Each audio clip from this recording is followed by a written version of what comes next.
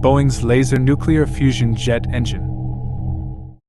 With aeronautical makers constantly on the lookout for a new and more efficient way to power their aircraft, this laser engine is the latest idea cooked up by the engineers at Boeing. Modern airliners such as the Boeing Dreamliner are powered by multiple turbofan engines. These engines deploy a series of fans and turbines to compress air and ignite fuel to produce thrust.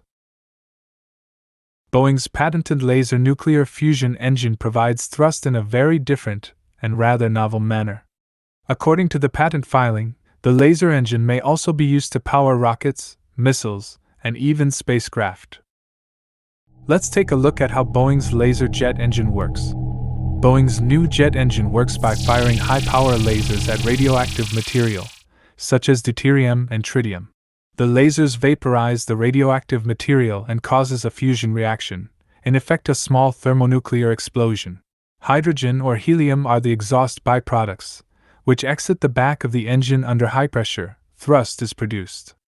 At the same time, the inside wall of the engine's thruster chamber, coated in uranium-238, reacts with the high-energy neutrons produced by the nuclear reaction and generates immense heat. The engine harnesses the heat by running coolant along the other side of the uranium-coated combustion chamber.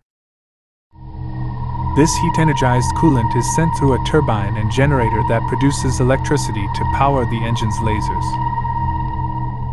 Other than the radioactive material, the engine requires very little in terms of external energy.